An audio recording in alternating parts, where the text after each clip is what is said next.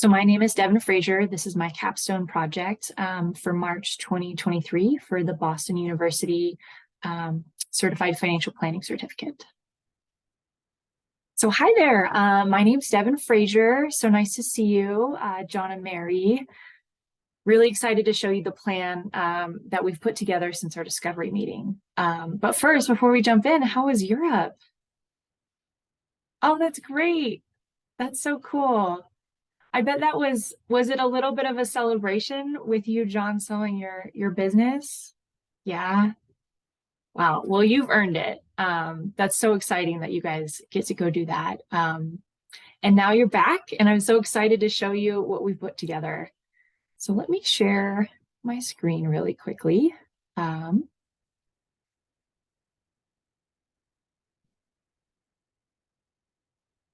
you all see this? Okay, great. So again, welcome. This is going to be the Hess family financial plan as of March 2023. So I have maybe a little different style than you're used to if you've worked with other financial planners. I like to accommodate a couple different learning styles. And so for me, I would like to give you this presentation. It's very verbal, but you'll also go home with like everything that we've talked about in a long written form called the financial plan. And this is a more standard format that you might be used to. But then in addition, there will be an Excel file where we go even deeper into the analyses. So from left to right, we're kind of moving into more and more detailed. But just to start, this is a really good format for you to be able to ask questions, dive a little deeper where we want, and then you can always review again later. And of course, call us and we can discuss more during the next meeting. So we will start off with reviewing your family goals. There's been a lot of life transitions since we first met. So I always like to start and make sure those are still the same. And if they're not, we can adjust the plan. While we do a lot of due diligence, and especially the financial plan in the written form will feel very, very formal.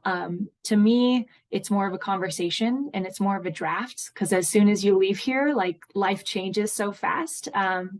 So just want to let you know, this is just the start of our relationship, and this is just the start of your evolving plan, and it is a living document. So we will keep checking in as we keep meeting.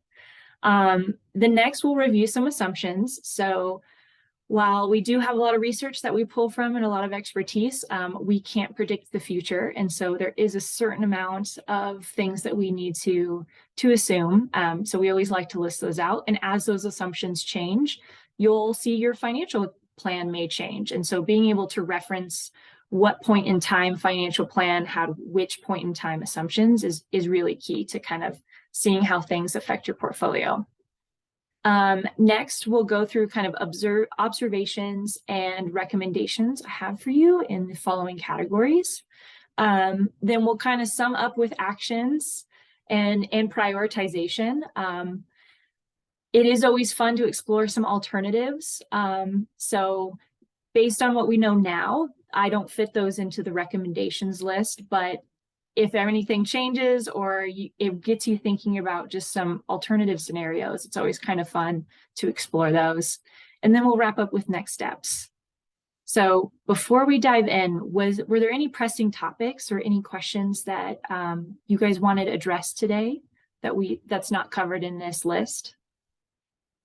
Okay, perfect. And if that changes in the presentation, please interrupt me and we'll get going. Okay, so to start off with your goals, you had 4 key ones. The first one being to reduce any estate and gift tax liability and ensure all estate planning documents are in order. Now, we typically don't comment on clients' goals. They're very unique, but I will say I am very excited that you had this as your top one, because this one is really important. And a lot of couples, it can be a hard conversation to have, estate planning and planning for not so pleasant scenarios. So I will step aside and say I'm really excited this is your top choice. So number 2 is to review the insurance contracts you have and talk a little bit about long-term planning or long-term care policies. The third one will be reduce any personal income taxes. And the fourth one is recommending a diversified portfolio. Okay. As of today, did these goals still fit what you're hoping to get after for this plan? Okay, great. So assumptions, again, we can't predict the future, so we do the best we can. The first off is you've indicated that you are in excellent health, and that's great. Like you're traveling, you're doing all these fun things, you've got to keep up with your grandchildren. So that is great. If that ever changes, we may need to look at different scenarios, but for this plan today, we've assumed that your health is excellent. And that you've also mentioned you're willing to take investment risks and you want to avoid tobacco stocks. So in looking at all the information you provided during the discovery meeting, that's great to know. So we kind of differentiate between risk capacity and risk tolerance. So your tolerance for risk, as you stated, is very high. And looking at your assets, it looks like your capacity for risk is also above average. So that gives us a couple different, it gives us just more options to explore, which is exciting. Tax brackets. Congratulations, you guys are in the highest tax bracket federally. And so I know that was one of your top goals. So we will be working on different ways to look through those, but you are in this 37% federal tax bracket. We'll touch on this a little bit more in the alternatives, but I did want to call out, so in New Jersey for this current year, because of that down payment in the installment note, you are at the maximum for state income taxes. And then Vermont has a slightly lower one too. So we'll talk about that a little bit later, but I did want to call it out. I am based in Oregon, so I do feel the same pain you do, that the state income taxes are quite high in some of these states we've chosen. So anything we can do to reduce those or just be smart about when we take that tax burden on would be really key in this plan. And then the last one is economic conditions. So right now, interest is 2.25%. As you've seen, the market, we've had a couple years of pandemic, we've had stimulus packages, we've had different kind of tax law changes. There's been a lot going on, and experts are saying, again, we can't predict the future wholly, but we are expecting in the short term and the long term for inflation to rise. So that will determine some of the pathways and some of the recommendations that we give. And then just kind of for broader context, so right now the risk-free rate is 1%. So if you were to be invested in things like certificates of deposit, which you are, you would expect about a 1% return there. And then the market risk premium right now is 7%. And so what that says is for the amount of risk that you take on, you should expect a premium. And so right now the market is performing it has an expected return of 8% and the risk-free is 1. So for the added risk of not investing only in certificate of deposits and investing in a fully diversified stock portfolio, the S&P 500, for instance, you get a premium of 7% for taking on that risk. And so when you look at different stocks that are taking on similar risks, if you are not expecting that same level of premium, we call that underperforming. And there are some that overperform. And we'll touch on this a little bit later, but it looks like one of your stocks is underperforming based on the risk that you're taking on by holding it. So again, we have some options that we can work with. So any questions on this slide? Yeah, okay. Hopefully the tax brackets are not new to you. I'm sure you are feeling those every year. Yeah. Okay, so for our first section of financial health, I'm actually going to toggle you out of this screen real quick just to kind of walk you through the Excel document. So one of the things we provided to you was a balance sheet, a ratio analysis, and a cash flow statement. And I won't walk you through all of the Excel tabs, don't worry. But why I do like to start here with families that I'm serving is just to make sure that we captured everything. Especially when, you know, you've got so many assets and so many family members, sometimes it can be hard to keep track. So I just want to walk you through this really quickly, make sure we have everything.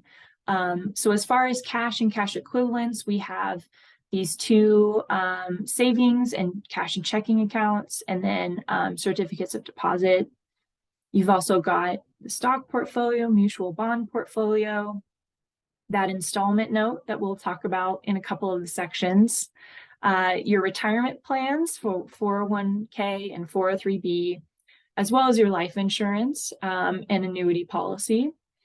Your personal assets, so we've got 2 homes, 2 cars, some furniture, a boat, and the stamp collection. Do you see anything missing from this list that we need to add?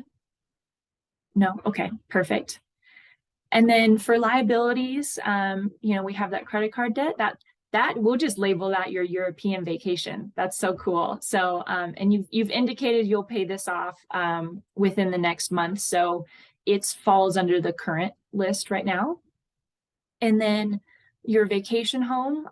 So this is the next 12 months of principal that will be paid down on that mortgage. You don't have any long-term debt other than the remaining principal balance of that vacation home. So any questions on this? Are we missing anything? No? Okay. And then you'll know, I think the timing, I think we were working on that a little bit. As of this presentation, it is March 2023. But this statement of financial position and some of these other documents you'll know are as of the end of the year. So this is what we're kind of expecting and working against in our plan. So that's the financial position. We have the ratio analysis tab that pulls, like we do an analysis of ratios based on the numbers that are in your balance sheet. I won't go over these now. I have a slide later, but I just wanted to say that's your second tab here. And then the last one I'll show you right now is this cash flow, and that's for this entire calendar year.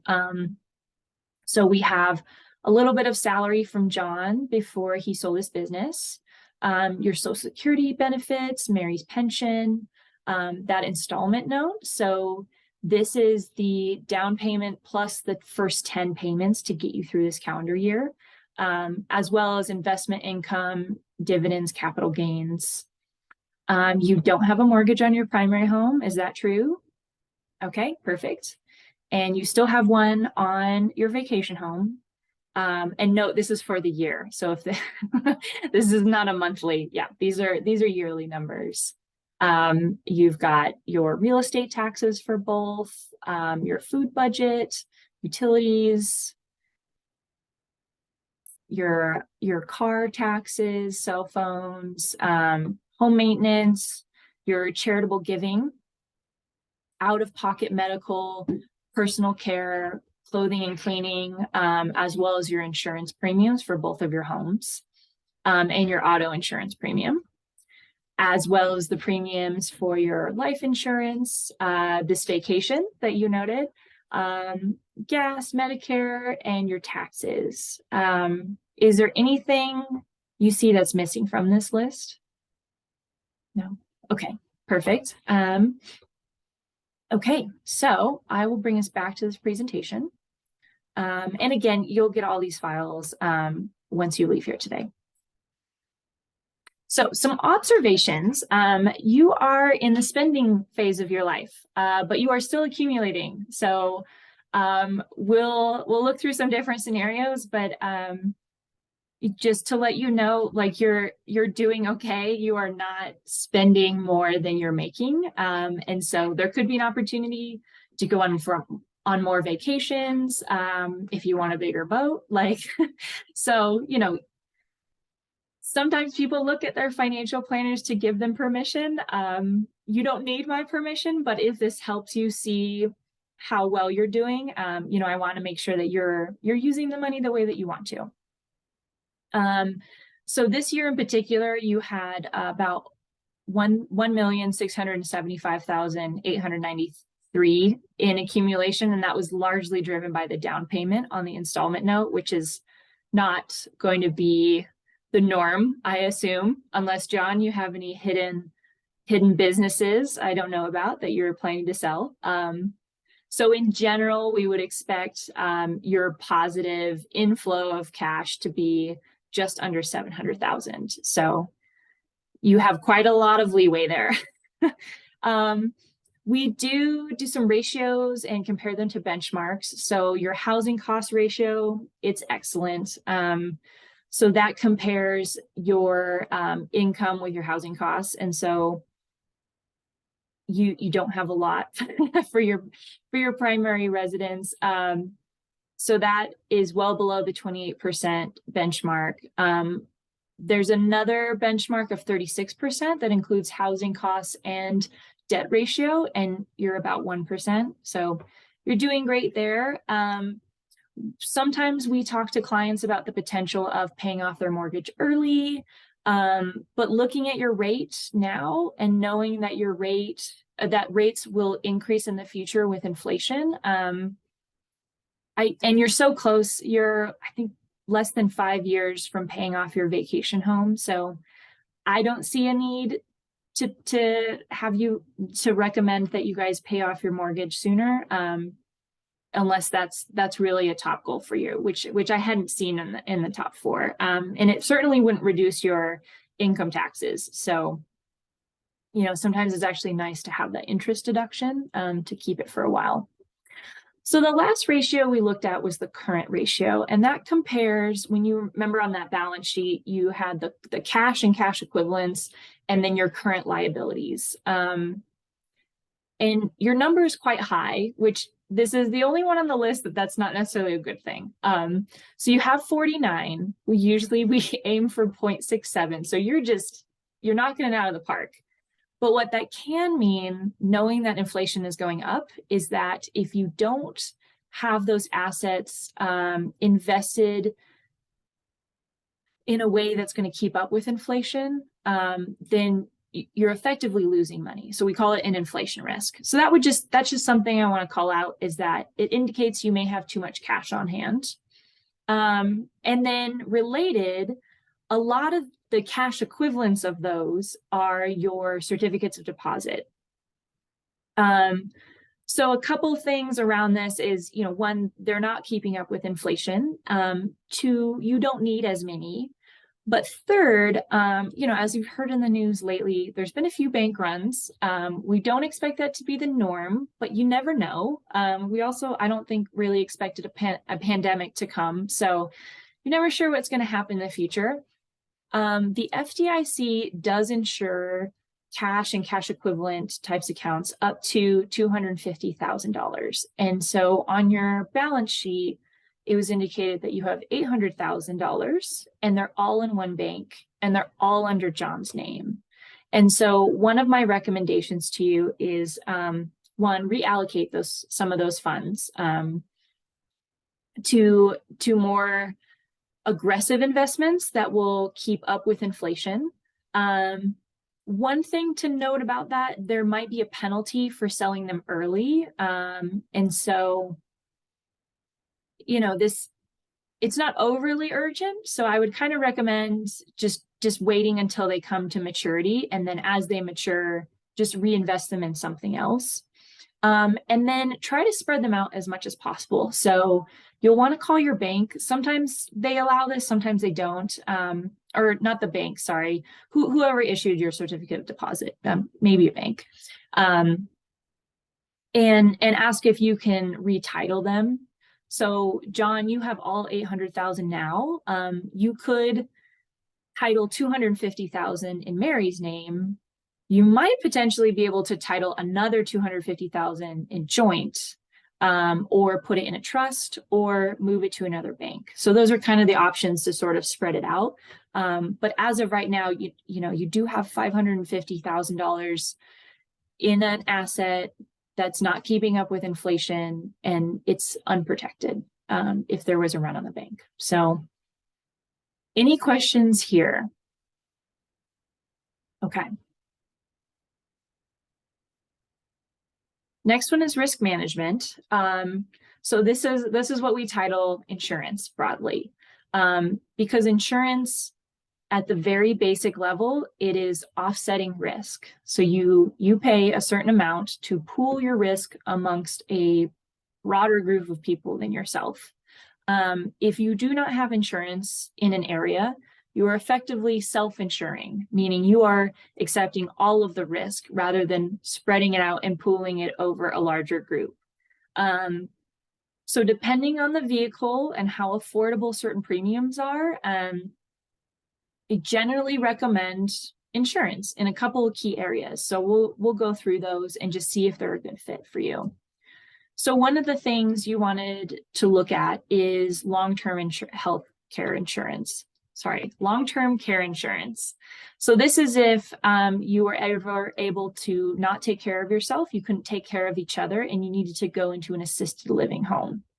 So those costs generally run per person about $10,000 a month in today's dollars. People generally need them for about 3 years. And so that's just something to kind of think about. You have plenty of assets. You can definitely self-insure there if you want. However, when we looked at the analysis, given your ages and your excellent health, your premiums were quite low. And so when you factor in the allowable medical deduction, it would only be $440 for you both annually. And so given how affordable that is and how much risk it's offsetting, I would recommend that you get it. The worst case scenario here is that you pay $440 per year for the rest of your life and you never use it. Best case scenario, monetarily wise, of course, not life wise, but you end up needing that and it's there. And instead of depleting your assets to pay for long-term care, this policy would cover it. So just something to think about. You are in excellent health. I hope it stays that way, and you may never use it. So just kind of depends on what you're looking to offset. Okay, so then vehicles and potentially umbrella. That's kind of, I lumped those all together. So in looking at your homeowner's insurance, generally we like to see 80% coverage for the value of the structure. And so your primary home is underinsured right now by about $220,000. So it's quite a bit. It happens sometimes, like these numbers, I had this happen with my townhouse as well, where the cost of rebuilding and materials just went up. And so that 80% doesn't cover what it used to. And so I'm sure when you first got it, it did cover 80%. And at this time, it doesn't anymore. So that is definitely something I would recommend getting, just because homeowner insurance is typically very affordable. Again, you do always have the option to self-insure. It just means if something happens to your house, the insurance is not going to cover $220,000. So if you want to have that cash on hand, that way you can rebuild sooner, those would be the types of implications. It may just be easier to add a couple extra $100 to your annual premium instead. So using that same 80% guideline, your vacation home, by that logic, is overinsured slightly by $20,000. So if that, I don't recommend lowering your insurance in this case. I think it's well worth it. But if that helps you kind of stomach the increase in premium between the primary and the vacation, like, I would go with that. I did notice you had a boat, but I didn't see any boat insurance. Do you have insurance for your boat? Oh, you do? Okay. Well, then after this meeting, we'll collect the documents. But just so you know, like I've called it out on the plan because I didn't see it. And then your auto insurance is at the 200, 600, and 15K. So just a quick reminder, $200,000 would be per incident or per person, and then $60,000 is per incident, and $15,000 for property. And so what that would mean is if there's 4 people in the car and they all required $300,000 worth of medical expenses, the courts, you would go to the courts at that point. Each person would potentially get 200K, but it would be capped at 600 total. Yeah. And then if you ran into a light post and it cost $20,000, it would only pay for $15,000. So then you're on the hook for everything remaining.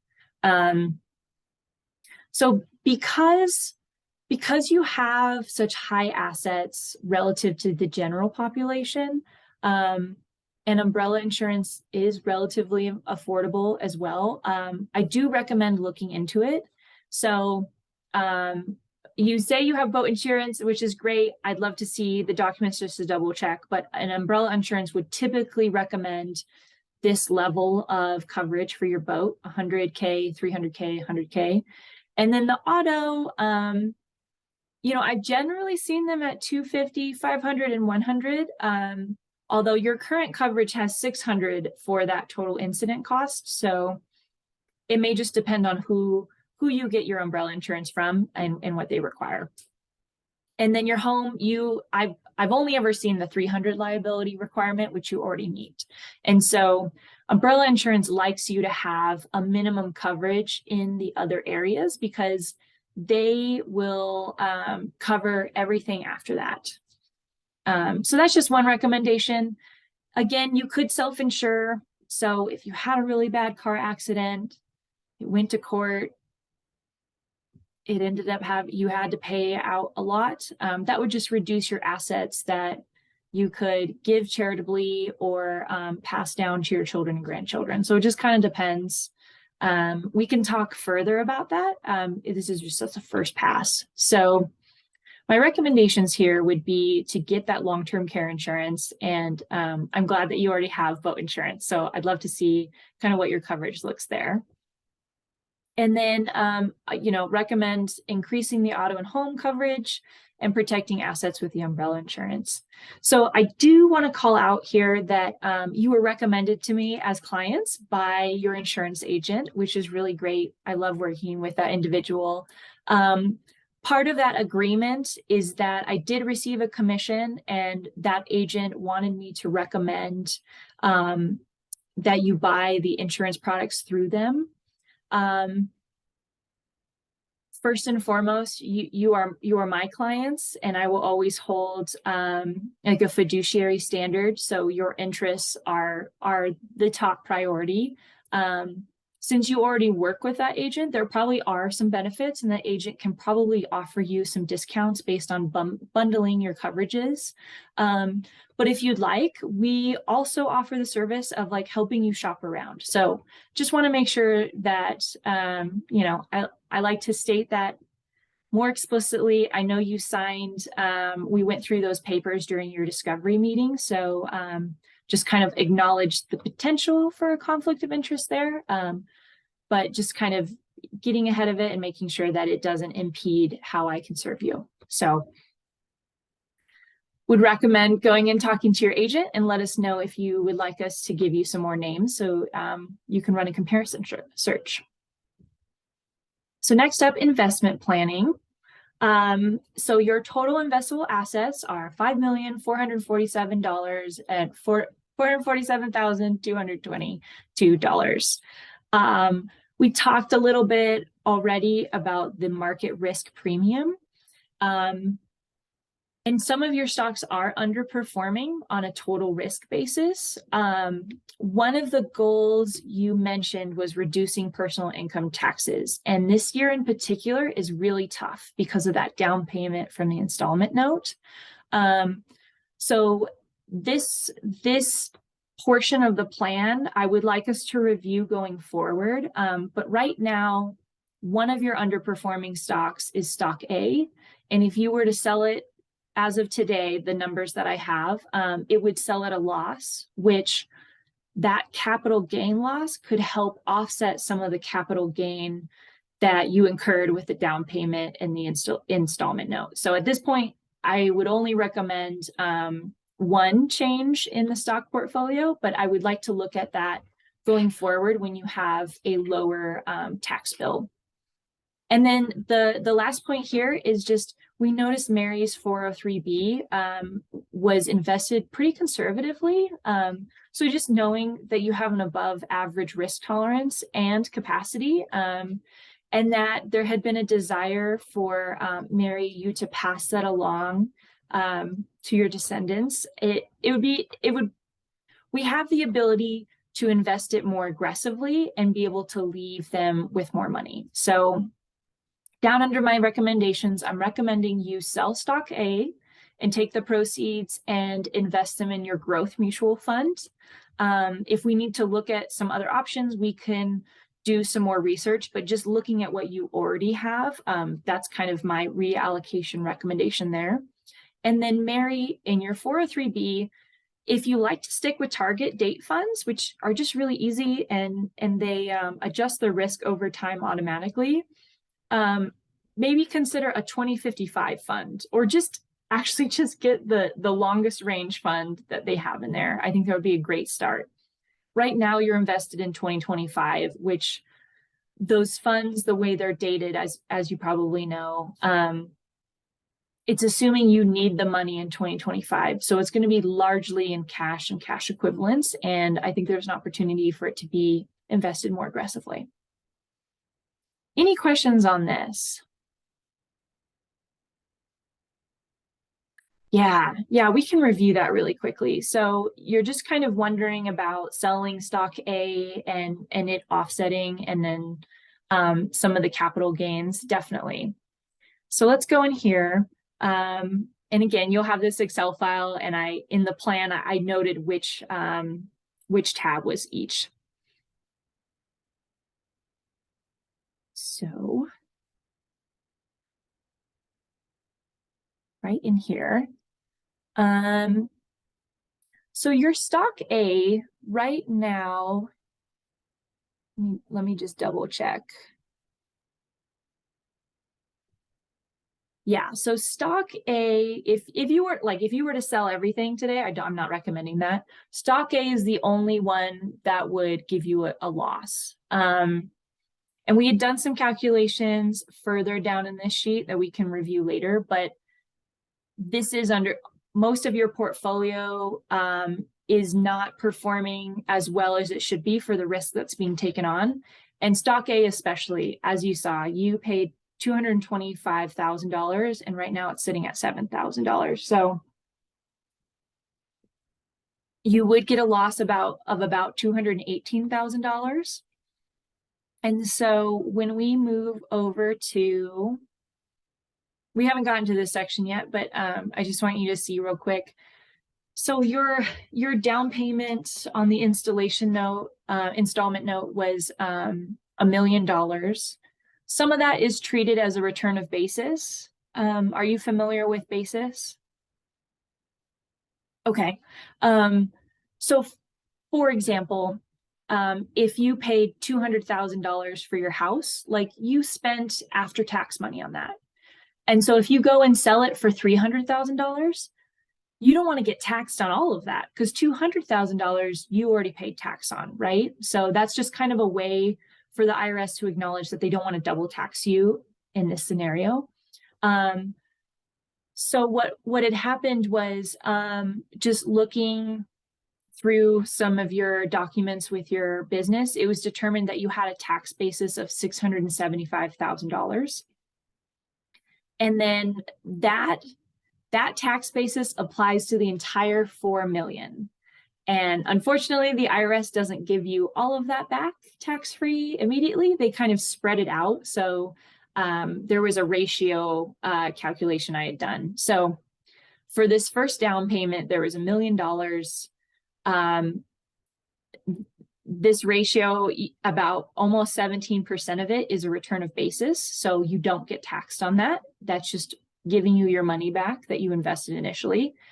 And now you have $831,250 of capital gain expected from just the down payment.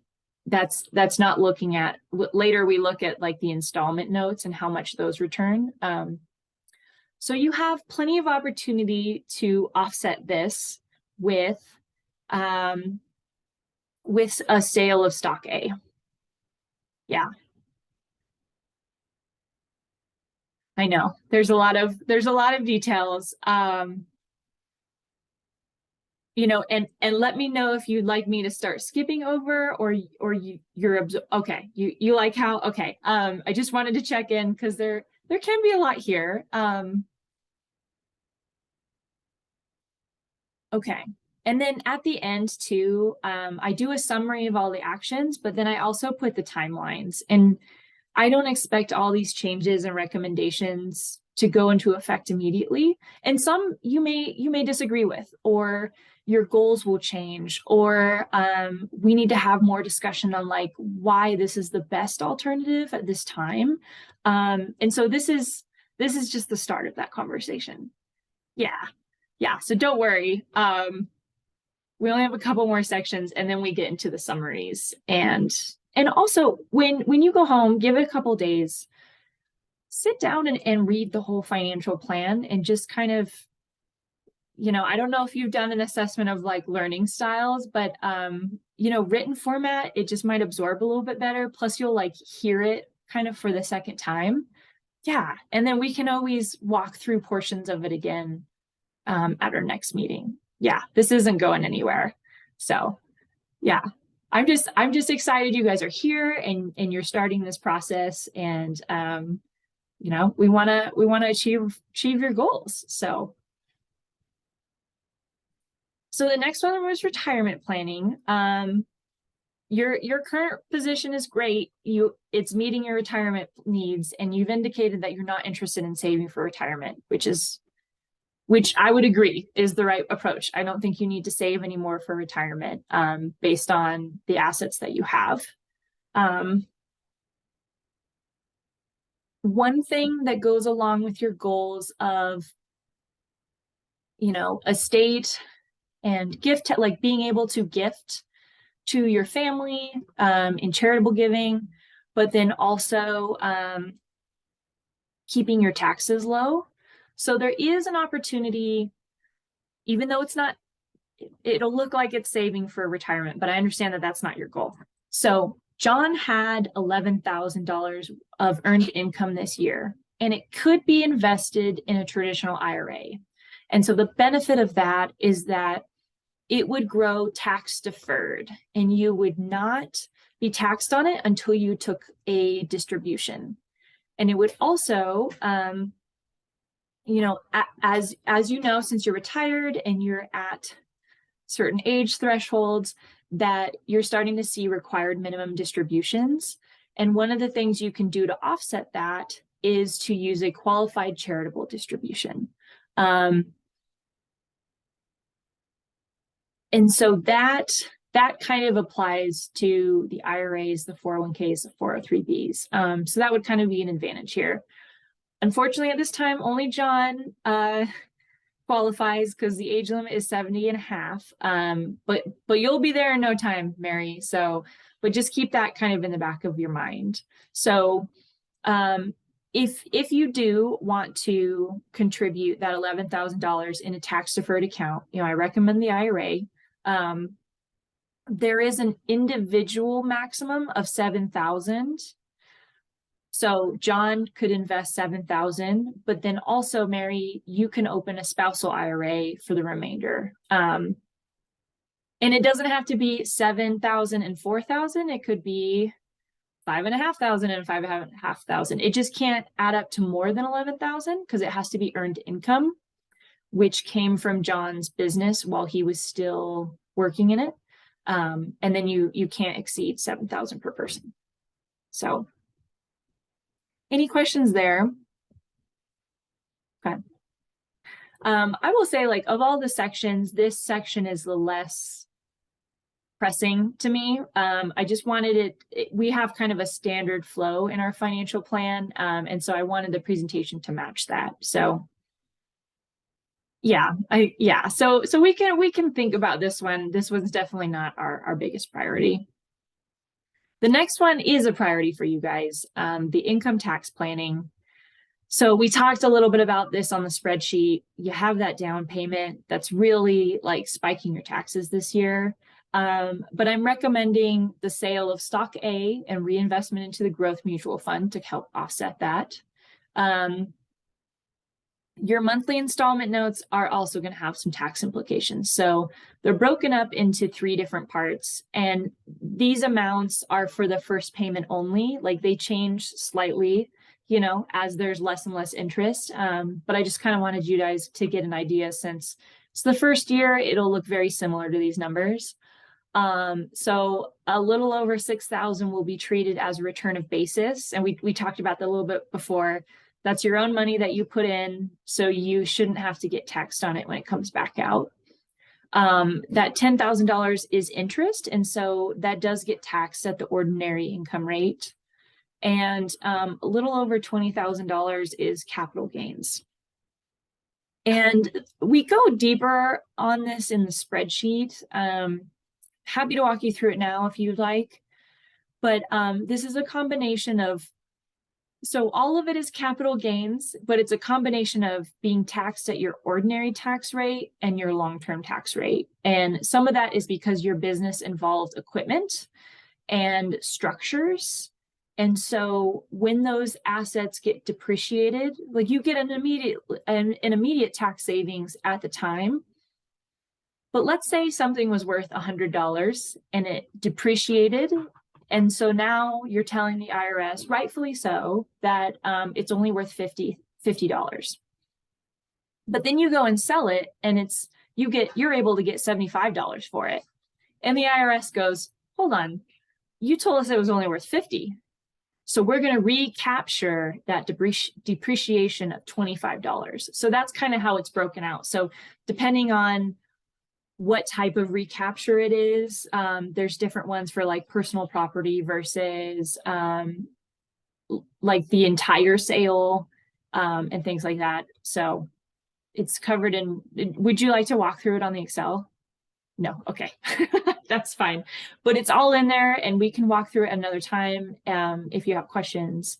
But just wanted to let you know that it's covered in the tab, and then I also break it out in the financial plan. Okay.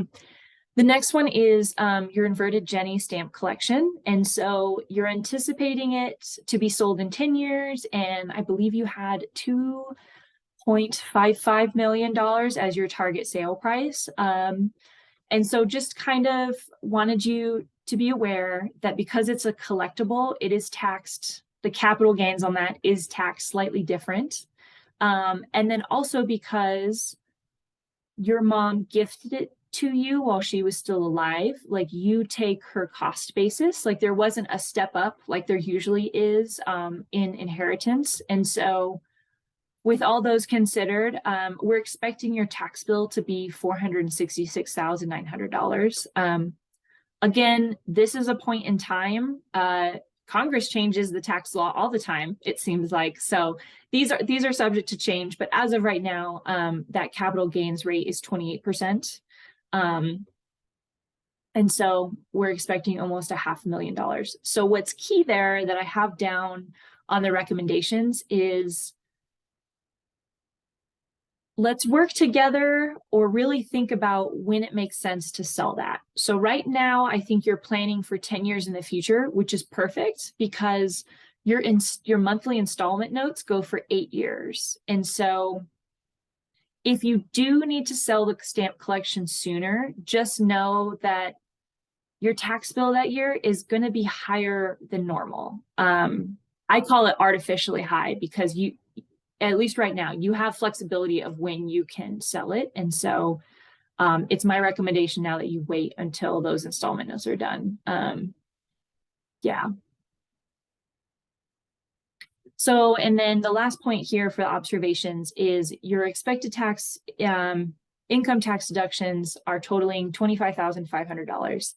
If that feels low, it's because it is. Well, gosh, actually, that might have been 5 years ago. So maybe you're used to it. But the Tax Cut and Jobs Act in 2017, that capped certain tax deductions. And so it's called SALT. That's how I remember it. It's state and local tax.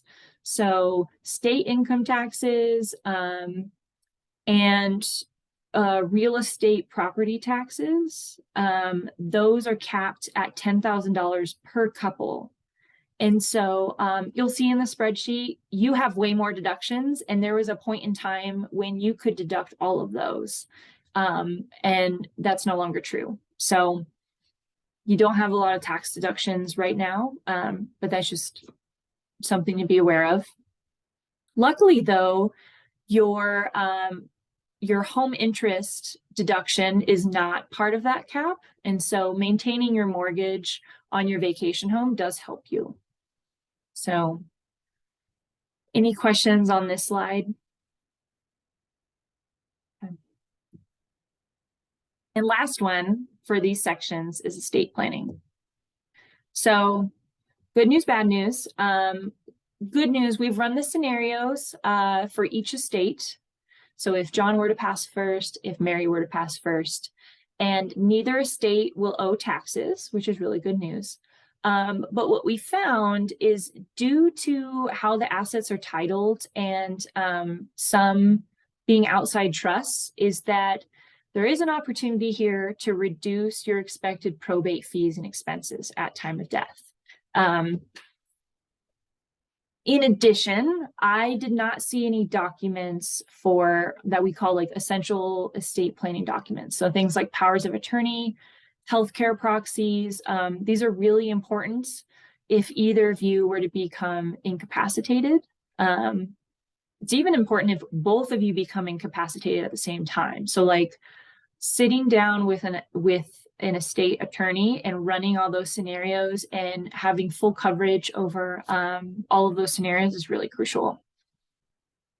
So my recommendation here, if you take nothing else out of this conversation and this engagement, is to meet with an estate attorney immediately. It's really important to put those crucial documents in place. I've seen it with a lot of other clients that they keep putting it off. It's not like a fun conversation. It's not a fun thing to do. I will give you that. But one of the huge benefits of doing this is it sits you down and it allows you both, and you may bring in the rest of your family too, to really discuss like, how do you want things to go? Are you a do not resuscitate person? Do you want blood infusions? Like what kind of interventions do you want? What do you want for your end of life? And so, those aren't conversations that like normally come up in our culture. And so it's also nice just to have somebody to like walk you through some of those decisions. But it is very, very crucial. So we'll talk about it again. The timeline is like urgently. The next bullets are far less important, but they are still very important. Designating beneficiaries. So I noticed your stock and mutual fund portfolio, I didn't see a beneficiary at all. So that would immediately go through probate unnecessarily. And then John, your 401k, the beneficiary is your estate. And Mary, your 403b, the beneficiary is your estate. And so I highly recommend making that a human or a trust or anything other than your estate, because that will drive those assets into probate and that will increase your costs. You also have, I call them non-beneficiary assets. They're like ones that you don't normally have a beneficiary on. So your boat, the cars, the vacation home, actually, I recommend you retitle those as joint, just so if anything happens to one or the other one of you, it will immediately pass there. And then two things, the installment note and the stamp collection, those aren't ones that you can easily retitle or designate beneficiaries for. So I actually recommend establishing a trust. And then it can be a grantor retained trust, so you still own them. It's just that the second that you pass away, like you've designated your beneficiaries from there. And so all of these points the estate attorney can help you with. Well, you will require an estate attorney to like actually implement all these. I'm not an attorney, so I can't offer those services. But what I can offer you is just the kind of quick start notes if you're having trouble starting that conversation and making sure you have all the details. I can review those plans that they put in place and just ask questions on your behalf as well. I can even sit in on some of the Zoom calls if you'd like. So, or another one of my associates can. So just wanted to kind of offer our services to make sure that like you have a comprehensive plan for this. Are there any questions on this one? Okay. Clear? Yeah. I know this is not a beloved section of any client I've ever talked to. So you're not alone. Okay, now the fun, the nuts and bolts. Immediately, and I cannot stress this enough. It's 11 a.m. I would almost suggest right after this meeting picking up the phone call. Get some time with an estate attorney, get those essential documents in place. This is also your number one goal. And so, and I don't mean this sarcastically, if this is all you ever do with our engagement, this will have been a success because these really are crucial. You need to be able to have powers of attorney, healthcare proxies, wills, like these are just really important to have. Okay. Have I emphasized that enough? Okay, perfect. Okay. In the next month, I would also like you, I think you should, if you agree with my recommendations, I highly recommend that you add the long-term care policy. You mentioned you have a boat, so we can remove that from this list. And then increase the coverage on your primary home. So this was your second goal, is to make sure that you had adequate coverage. And these are the recommendations based on that goal. Similarly, reassess the coverage for your vacation home, your auto, and consider getting umbrella. Umbrella is just really affordable, and it just makes sense to protect your assets. This next one is spread those certificate of deposits between banks and ownership titles.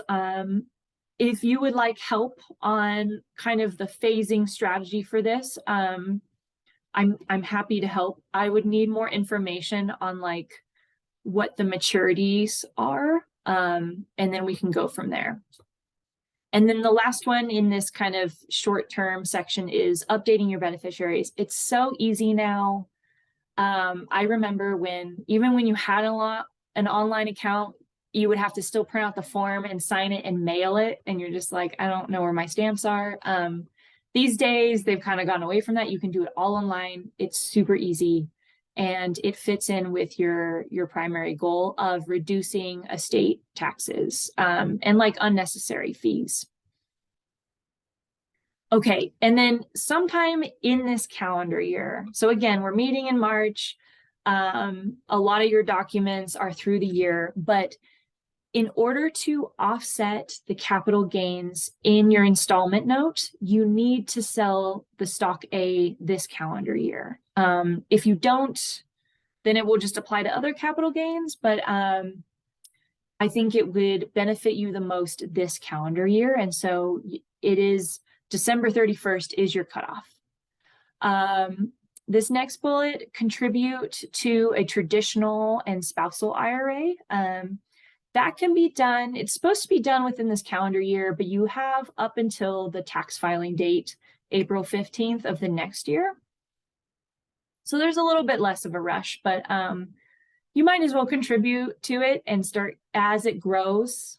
You get tax deferred growth. And then this last one is just change your investment allocation for the 403b. This one doesn't necessarily have a timeline, but the sooner you do it, the sooner you should see a higher return. So those are just kind of the big ones. Again, estate attorney is top of mind. Any questions on here? Anything you want to change or have questions about? Yeah, when you're ready to sell stock A, we can definitely walk you through that. Yep. Okay. Now this one's the fun one. This one, you get to think outside the box a little bit, and just some things to think about. You take it or leave it. They're just alternatives is what they are. So with your first goal, you want to reduce any estate and gift tax liability. One way to reduce your estate tax is to lower your estate. And one way to reduce your gift tax is to maximize your annual exclusion for as many years as possible. So in 2023, which they just upped the limits, you each can gift up to $17,000 per person. And so one alternative could just be start gifting more. You have 5 family members. You have your 2 children. Excuse me. You have your 3 children and your 2 grandchildren. If you combined forces and did $34,000 each to each of those 5, that's $170,000. And so some of my clients really like this because they get to see what their beneficiaries will do with the money. That brings them a lot of joy, rather than kind of waiting until they're gone and they don't see whatever happens to the money. So that can be exciting. And then your grandchildren, oh, excuse me, I said that incorrectly. You have 2 children and you have 3 grandchildren. My apologies. I'm excited to meet them because I really like putting faces to names. So if there's ever an opportunity to include your family in this financial plan, that would be really fun for all of us, I think. Okay, so one other thing you can do is if you expect your grandchildren for a number of things, it's college, it's a paid apprentice, or cost apprenticeships, K through 12, private schooling.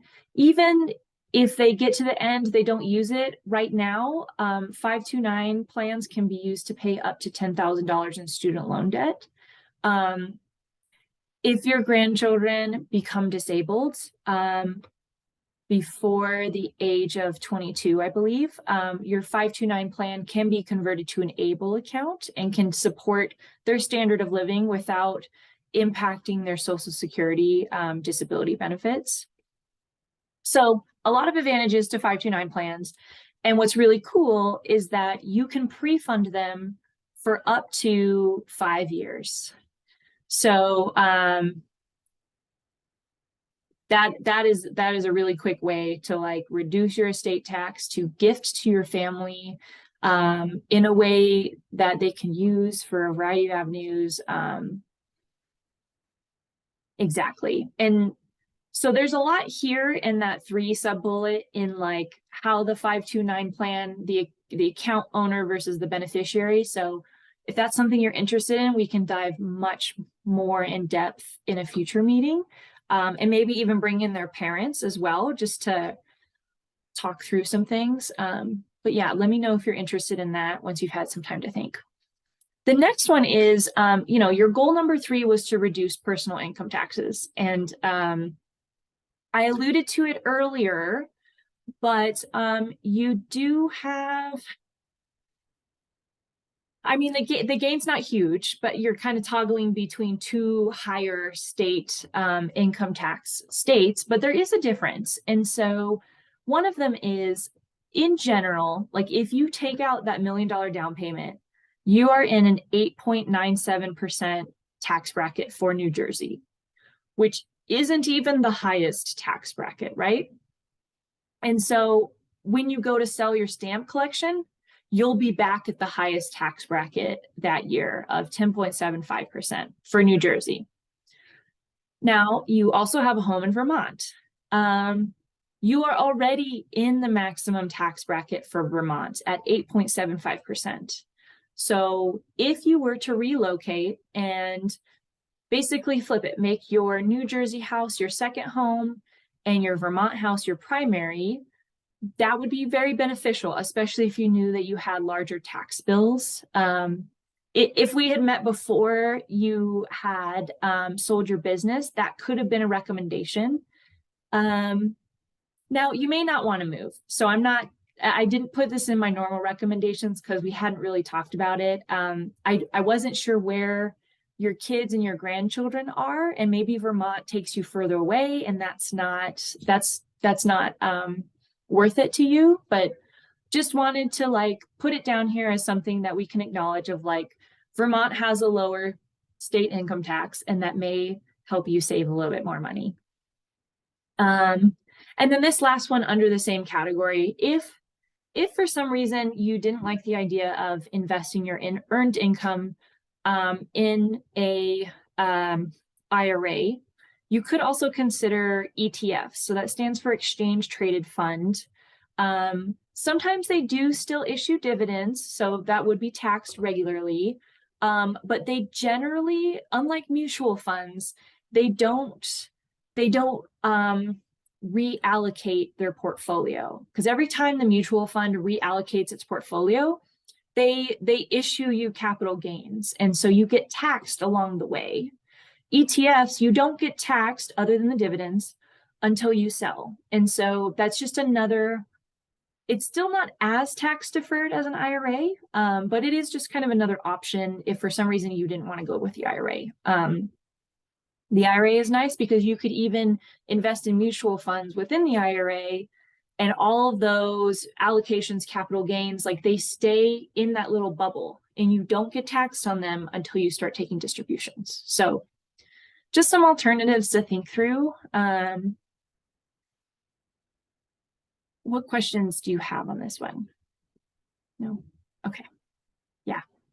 And think about it too, and let me know if you think of something else. I'd love to kind of keep giving you alternatives that are applicable, you know, and that you might be interested in. So we can explore a lot of different options. Okay, last slide, I promise. So next week, I'm going to send you an email. And so, right, we talked about this a little bit in the discovery. One of the benefits I can add to you is to be your accountability buddy. And so I will be emailing you next week to make sure that you have at least set up an appointment with an estate attorney. I would love for you to have already met with the attorney. And at that time, please answer the email, honestly, because I want to know if there's any hurdles. If it's a matter of you can't get on somebody's books, I can refer you to a couple other estate attorneys. I don't get commission or any referral fees, but I just have a list of folks that I work with regularly. And if they know you're coming from my office, sometimes they are able to prioritize you in their calendars because they know how crucial it is to get some of these documents, and they can break up the workload and prioritize it. Yeah, so I just want to know where you're at with that when I email, and what I can do to help. Next month, we'll meet again, just like this over Zoom, to review some of your insurance updates. And again, if you're facing any obstacles, I just want to know early, and I can help where I can. And then we'll decide from there. But for right now, it's feeling like we might want a quarterly check-in, just to, especially when we look at that investment portfolio, we would definitely want to check in sooner than a year, and just kind of keep checking down on those recommendations. And then we may pivot to something once we kind of stabilize into either a twice a year or once a year check-in. It really depends on you, or as needed, right? So if a life event comes up, if you get a fourth grandchild and you want to change things there, or you decide now you want to live in Europe, we can talk through a whole range of options. So one last thing before we wrap up, I just wanted you to see what the financial plan would look like. And we've used these little tabs so you can easily toggle between different sections. It covers all the same information we talked about today. It's just not verbal. It's all written down, and it's things that you know, you can look up or ask questions about and just kind of absorb a little bit slower rate than this video. So great. Well, thank you so much for your time. Let me know if any questions come up afterwards, and we will be in touch to talk about the estate attorney. All right. Thank you. Bye.